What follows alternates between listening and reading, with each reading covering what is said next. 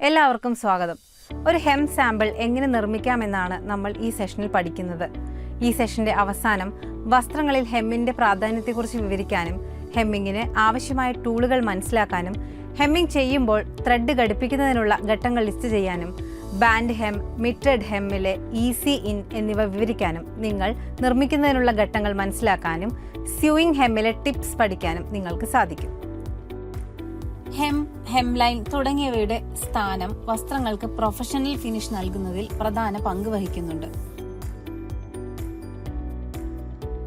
തുണിയുടെ ചുരുൾ അഴിയുന്നതും ദ്രവിച്ചു പോകുന്നതും തടയുന്നതിനും അതുവഴി വസ്ത്രത്തിന്റെ ആയുസ് വർദ്ധിപ്പിക്കാനും ഇത് സഹായിക്കുന്നുണ്ട്.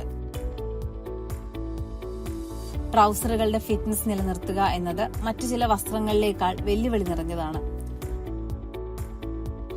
ഹെം ഉപയോഗിച്ച് വസ്ത്രങ്ങളുടെ കാലിന്റെ നീളം ക്രമീകരിക്കാവുന്നതാണ്. ഇത് കൗമാരത്തിലും തുടർന്നുള്ള വളർച്ചാ കാലങ്ങളിലും ഫിറ്റ്നസ് നിലനിർത്താൻ സഹായിക്കുന്നു. വസ്ത്രങ്ങളെ സംരക്ഷിക്കുന്നതിന് പുറമെ അരികുകളിലെ അലങ്കാര തുന്നലായും ഹെം സ്റ്റിച്ച് ഉപയോഗിക്കാറുണ്ട്. സിംഗിൾ അല്ലെങ്കിൽ ഡബിൾ ഹെം ഉപയോഗിച്ച് വ്യത്യസ്ത ഡിസൈനുകൾ ഉണ്ടാക്കാൻ കഴിയും. ഇത്തരം തുന്നലുകൾക്ക് അനുയോജ്യമായത് ഇവൻ വീവ് ലിനൻ തുണിത്തരങ്ങളാണ്. പരമ്പരാഗതമായൊരു കുർത്തയുടെ കൈകൾ കൈത്തണ്ട വരെ നീളമുള്ളതാണ്. പല വെസ്റ്റേൺ കട്ട് സ്ലീവുകൾ പോലെ അവ ഇടുങ്ങിയതല്ല. Sleeve cough ചെയ്യുകയുമില്ല. അവ ഹെം ചെയ്ത് അലങ്കരിക്കാറാണുള്ളത്. ഇത്തരം സ്ലീവിന്റെ അടിഭാഗം ഒരു ഹെം ഉപയോഗിച്ച് പൂർത്തിയാക്കാം. ഇൻഡസ്ട്രിയൽ സൂവിംഗ് മെഷീൻ ഉപയോഗിച്ചാണ് നിർമ്മാണശാലകളിൽ എല്ലാ തരം ഹെമ്മിംഗ് പ്രവർത്തനങ്ങളും നടക്കുന്നത്. ഫ്ലാറ്റ് ലോക്ക് തയ്യൽ machine, lock stitch machine, overlock machine എന്നിവയാണ് അവ. ഫ്ലാറ്റ് ലോക്ക് സ്റ്റിച്ച് അല്ലെങ്കിൽ ഇന്റർലോക്ക് സ്റ്റിച്ച് പ്രധാനമായും നെയ്ത്ത് വസ്ത്രങ്ങളിലെ ഹെം ഫിനിഷിംഗിനാണ് ഉപയോഗിക്കുന്നത്. ഹെമ്മിംഗ് ടൂളുകൾക്ക് വളരെ എളുപ്പത്തിൽ ഒരു ഹെം അളക്കാനും അമർത്താനും തയ്ക്കാനും കഴിയും. മെഷറിംഗ് സ്റ്റിക്കുകളിൽ ഇഞ്ചിന്റെയും സെന്റിമീറ്ററിന്റെയും അടയാളങ്ങളുണ്ട്.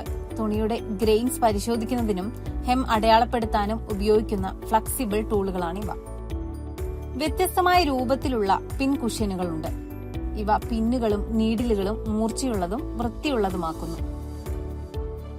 പ്ലാസ്റ്റിക് റിസ്റ്റ് ബാൻഡിൽ ഘടിപ്പിച്ചിരിക്കുന്ന റിസ്റ്റ് ബാൻഡ് പിൻ കുഷ്യൻ പിന്നുകൾ സൂക്ഷിക്കാനും ഹെമ്മുകൾ അടയാളപ്പെടുത്താനും അനുയോജ്യമാണ്. വളവോടുകൂടിയ ഹെമ്മുകൾ തുന്നുന്നതിന് സഹായിക്കുന്ന ടൂളാണ് ഹെം ഗേജ്. അടയാളങ്ങളും രൂപങ്ങളുമുള്ള ഒരു ഉറച്ച മെറ്റൽ പ്രസ് ഉപകരണമാണിത്. ഹെം തുടങ്ങുന്നതിന് മുമ്പ് മേൽക്കുമേലുള്ള ചെറിയ തുന്നലുകൾ ഉപയോഗിച്ച് ത്രെഡ് ഉറപ്പിക്കുക. ഹെമ്മിംഗ് സുരക്ഷിതമാക്കുന്നതിന് നിരവധി തുന്നലുകൾ ഉപയോഗിച്ച് ബന്ധിപ്പിക്കാവുന്നതാണ്. തുന്നുന്നതിനായി നീളം കൂടിയ ത്രെഡുകൾ ഉപയോഗിക്കരുത്. ത്രെഡിൽ കെട്ടുകൾ വീഴുന്നതും വലിക്കുമ്പോൾ ഉണ്ടാകുന്ന അപകടവും ഒഴിവാക്കാൻ ത്രെഡിന്റെ നീളം 70 സെന്റിമീറ്ററിൽ താഴെയായി നിജപ്പെടുത്തുക. ഹെം പൂർത്തീകരണത്തിലെ വ്യത്യസ്ത രീതികൾ ചുരുക്കത്തിൽ നോക്കാം. ആദ്യം band hem. Band hem finish ഒരു എക്സ്പോസ്ഡ് ബൈൻഡിങ്ങിന് സമാനമാണ്. ഇത് ഹെമ്മിന്റെ കട്ട് എഡ്ജ് പൊതിയുന്നതിനോടൊപ്പം നീളം വർദ്ധിപ്പിക്കുകയും ചെയ്യുന്നു. ഇതിലൂടെ ഹെം പൂർത്തിയാക്കുന്നതോടൊപ്പം വസ്ത്രത്തിന്റെ നീളം വർദ്ധിപ്പിക്കുന്നതിനും എളുപ്പമാക്കുന്നു. ബാൻഡഡ് ഹെമ്മുകൾ സ്വെറ്റ് ഷർട്ടുകൾ, ടീഷർട്ടുകൾ, പാവാടകൾ എന്നിവകളിലാണ് സാധാരണയായി കാണപ്പെടുന്നത്. മിറ്റഡ് ഹെം. തുണിക്കഷ്ണങ്ങൾ ഡയഗണൽ ഷേപ്പിൽ യോജിപ്പിക്കുന്നതിനുള്ള ഇത്തരത്തിലുള്ള ഹെം ഫിനിഷിംഗിന്റെ മിറ്റഡ് ഹെം എന്ന് വിളിക്കുന്നത്. വീർത്തു നിൽക്കാത്ത രീതിയിൽ ഒരു വസ്ത്രത്തിന്റെ അരികുകൾ പൂർത്തിയാക്കുന്നതിനുള്ള മാർഗമാണിത്. പുതപ്പ്, തൂവാല എന്നിവ ഉദാഹരണങ്ങളാണ്. ഹെമ്മിലെ ഈസി ഇന്നാണ് ഇവയിൽ അവസാനത്തേത്. ഒരു വസ്ത്രത്തിൽ അധികമായി വരുന്ന തുണി ഞൊറിവിന് സമാനമായ രീതിയിൽ ചേർത്ത് വെച്ചാണ് ഇവ പൂർത്തിയാക്കുന്നത്. മിട്രസ് ഹെമ്മിന്റെയും ഈസിന്നെ ഹെമ്മിന്റെയും സാമ്പിളുകൾ എങ്ങനെ ഉണ്ടാക്കാമെന്ന് നോക്കാം. ഹെം നിർമ്മിക്കാൻ ആവശ്യമായ ഇനി പറയുന്ന എല്ലാ മെഷീനുകളും ഉപകരണങ്ങളും മെറ്റീരിയലുകളും നിങ്ങളുടെ പക്കലുണ്ടെന്ന് ഉറപ്പാക്കുക. Single needle lock stitch machine, കത്രിക, ഹാൻഡ് സൂചി, ബോൾ പിൻ, നീളമുള്ള തുണി അല്ലെങ്കിൽ പോപ്ലിൻ, തയ്യൽ ത്രെഡ്.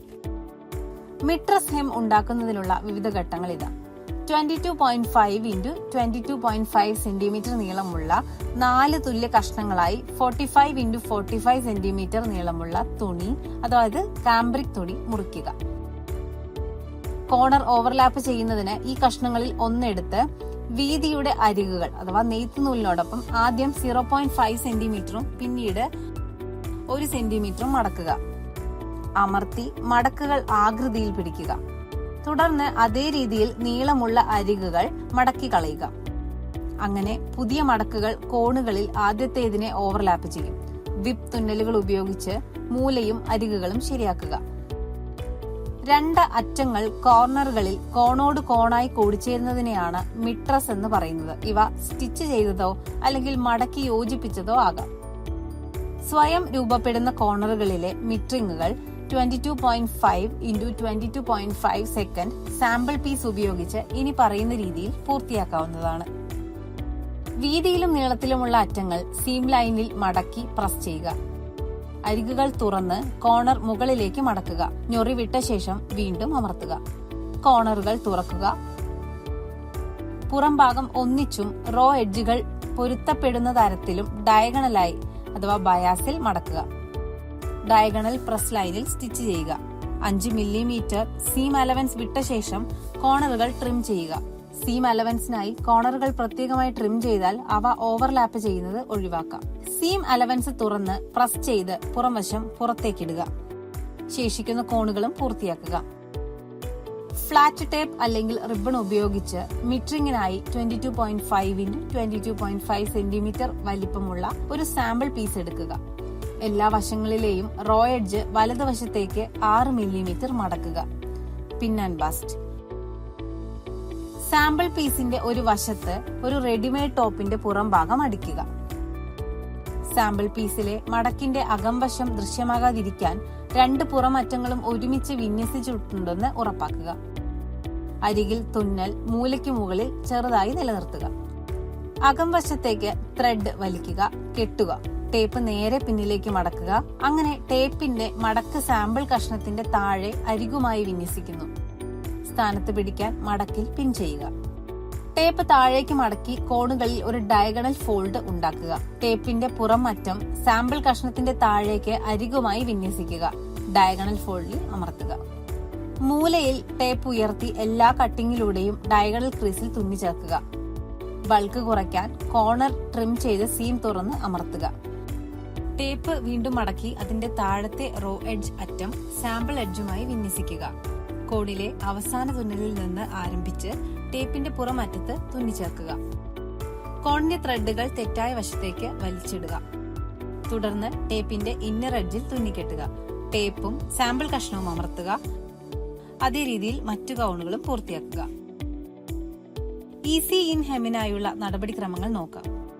3 സെന്റിമീറ്റർ വരെ അരികുകൾ മടക്കി സീമിന്റെ വീതിയുടെ അടിസ്ഥാനത്തിൽ അകംവശം മടക്കി അടയാളപ്പെടുത്തുക.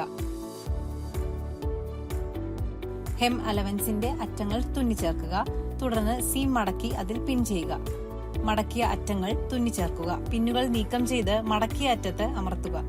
തുന്നലുകളിൽ ഒന്ന് പിടിച്ച് ചെറുതായി പുറത്തെടുക്കുക.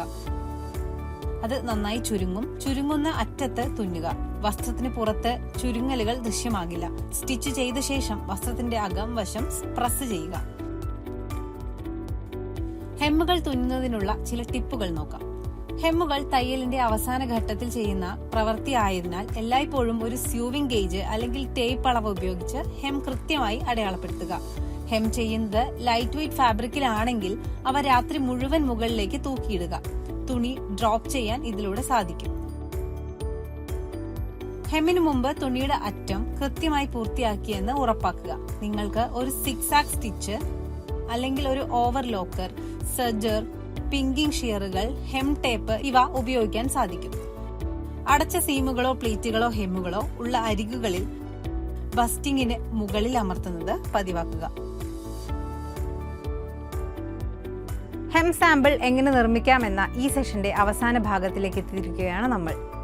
നിങ്ങൾക്ക് ഇപ്പോൾ വസ്ത്രങ്ങളിൽ ഹെമ്മിന്റെ പ്രാധാന്യത്തെക്കുറിച്ച് വിവരിക്കാനും ഹെമ്മിങ്ങിന് ആവശ്യമായ ടൂളുകൾ മനസ്സിലാക്കാനും ഹെമ്മിങ് ചെയ്യുമ്പോൾ ത്രെഡ് ഘടിപ്പിക്കുന്നതിനുള്ള ഘട്ടങ്ങൾ ലിസ്റ്റ് ചെയ്യാനും ബാൻഡ് ഹെം, മിട്രഡ് ഹെം, ഹെമ്മിലെ ഈസി ഇൻ എന്നിവ വിവരിക്കാനും അവ നിർമ്മിക്കുന്നതിനുള്ള ഘട്ടങ്ങൾ മനസ്സിലാക്കാനും സ്യൂയിങ് ഹെമ്മിലെ ടിപ്സ് പഠിക്കാനും സാധിച്ചു എന്ന് വിശ്വസിക്കുന്നു.